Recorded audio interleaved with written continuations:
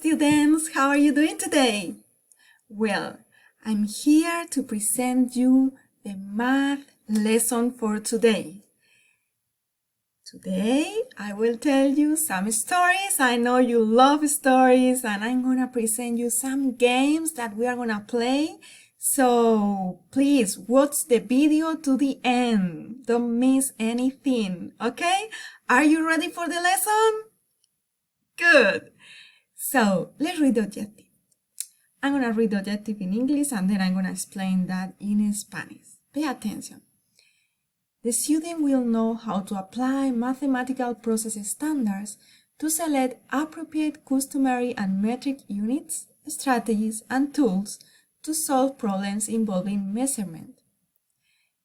Here on the purple, the student will understand how to use the input and output table.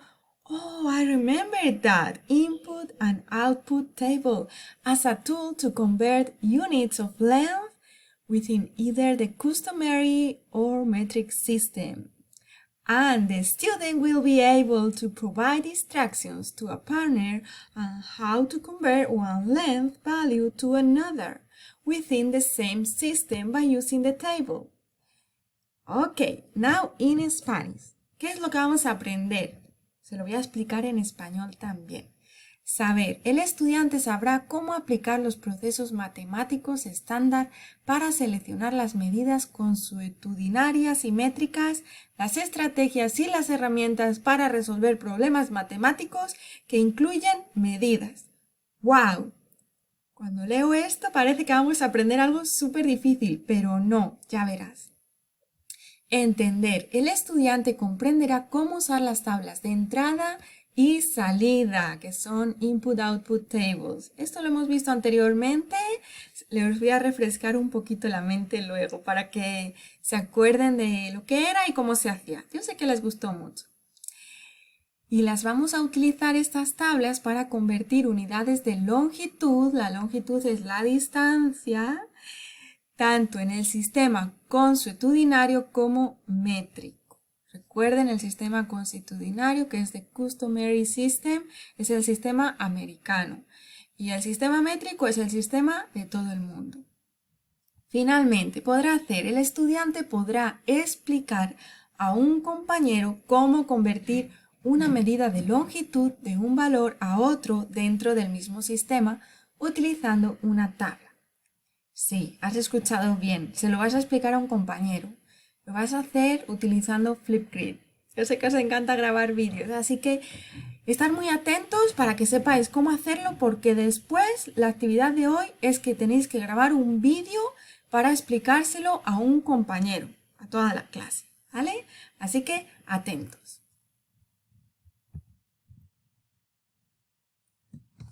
Ok. This is a story that I want to tell you, okay? So this is a baguette. A baguette, this is bread, un pan, okay? And I remember when I was young, I had a teacher. And the teacher brought to the classroom a baguette, like that. Well, the teacher brought 2 baguettes. The baguettes were new, but then she took one of the baguettes and cut it into pieces, and then put one baguette in one side, the whole baguette, and the baguette that was cut into pieces in the other side. And then the teacher asked the students, "Where do you think there are more bread?" ¿Dónde piensan que hay más pan? The whole baguette or the baguette that is cut into pieces? Do you know what the students answered?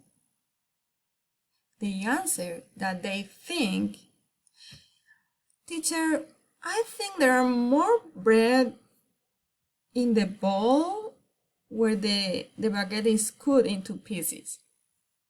And do you know why they answered that? Yeah, I know. You are 4th graders. And you know that a baguette is a baguette. It doesn't matter if it is cut into pieces or not. It's the same amount of bread, right? But they answer like that, and there is something in our brain that we need to understand in order to work with measurement. Entonces, ¿qué pasó allí en la clase? Los estudiantes respondieron que había más pan en el bol porque el pan estaba cortado y les parecía que había más. Y ahí hay algo en nuestro cerebro, de cómo funciona nuestro cerebro, que cuando vemos más cantidad, como más piezas, más cosas, parece que hay más cantidad, pero realmente no tiene por qué. Es cómo funciona nuestra mente. Please remember this story because it is going to help us today to understand numbers and length. Length is the topic of today. Length, longitude. This is the anchor chart that we are going to use today for our math lesson. The title of this anchor chart is Converting Length. And we have here two different the metric system and the customary system, the two different systems, okay? So on the metric system, we have kilometer, meter, centimeter, and millimeter. And in the customary system, do you see that? I have underlined the U and the S, so you can remember that US, United States, the customary system is only in the United States, and the metric system is all over the world. So remember the customary system. We have mile, yard, foot, and inch. Have you heard those words before? Sure, last week. Okay, and we have some numbers over there, over here, over there. Okay, so here we have multiplication on the top, division on the bottom. The same thing here in the customary system, multiplication on the top, division on the bottom. I'm going to explain that later, okay? But you can stop the video and you can copy this anchor chart with the numbers as well and with the arrows. See the direction of the arrows, and then on the bottom the arrows go the other way, okay? So you can stop the video here and you can copy this in your journal and then continue. Okay, now that you have copied the anchor chart in your journal, let's do an activity. Remember the input and output tables that I told you before when I was reading the objective for today? Well, here it is. This is the input and output table. You can copy this table in your journal and we are going to do it together. In the input column, the first column here, we are going to write some numbers. Here I have a metric tape. Can you repeat? Metric tape. Metric tape. This is a metric tape. And I have some objects. Here I have my cap. I have a glue. I have a straw. I have a brush to paint. I have my sticky notes, my pink sticky notes, and a journal. So today you are going to help me to measure those objects. And we are going to use the metric tape to measure those objects.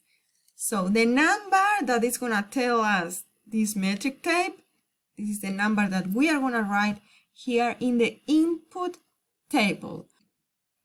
The unit that we are going to use for this activity in the first column, in the input column, is the centimeter.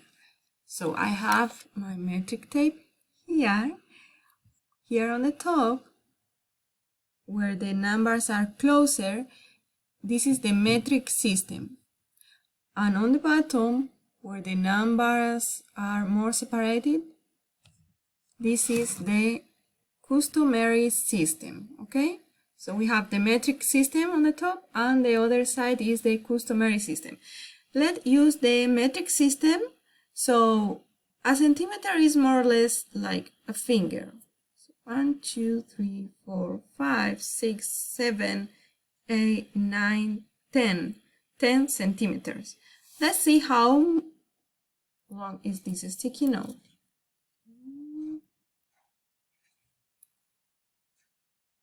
I need to start on the 0. Okay, let's see. It is about 8 centimeters. So I'm gonna write 8 in the first column, 8 centimeters. 8 centimeters. Now I'm gonna measure the brass. Okay, let me see. I need to put it on the 0. It is about 20 centimeters. Do you see? Oh, yeah, 21 centimeters. I'm gonna write 21 centimeters. I'm doing it here, but then I'm gonna write it in my input-output table. Next thing I'm gonna measure is gonna be the glue. Let's see. Very important, start on the 0. Okay. This is about 10 centimeters. I'm gonna write 10 centimeters. Okay, 10 centimeters. Now my cap. I smile because you know I love my cap. I have several of those. They are equal. Okay, let's see. Let's see my cap.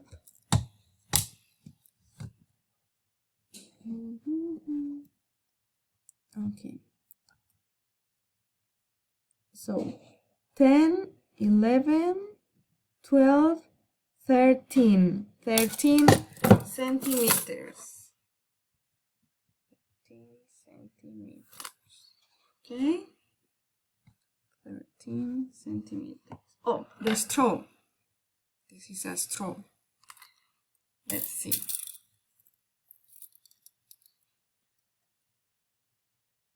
Starting on the 0. Remember the small numbers. So I have this. I have 20, 21, 22, 23, 24, 25, 26, 27, 27. Don't put a 7, yes, a 7. Because it is closer to the 30, it is 27, okay? So if you measure this straw with centimeters, you need to know that you start on the 0 and you count the numbers, the small numbers, 20, 21, 22, 27. Okay, I'm gonna write 27 centimeters. And finally, I have my journal. Well, it's my husband's journal. Let's see.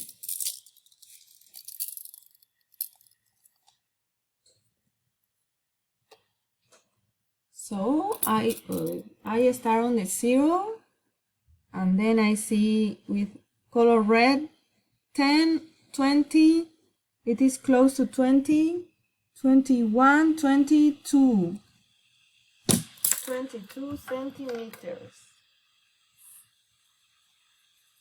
Okay, now I'm gonna put it in my input-output table. Okay, now I have all my numbers in the input column. what is gonna be the rule? The rule is over here.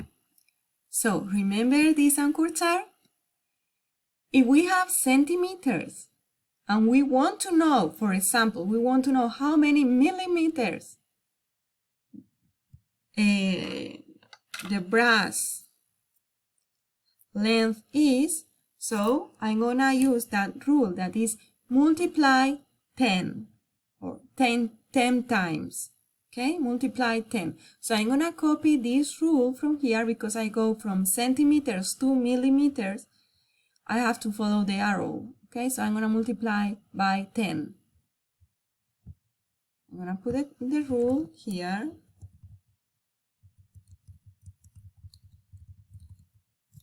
And now 8 times 10 is 80 millimeters. Because when we are multiplying by 10, we put the 0. We use the 0 of the 10 and we add the 0. Like 21 times 10 is going to be 21 and a 0 from the 10 millimeters.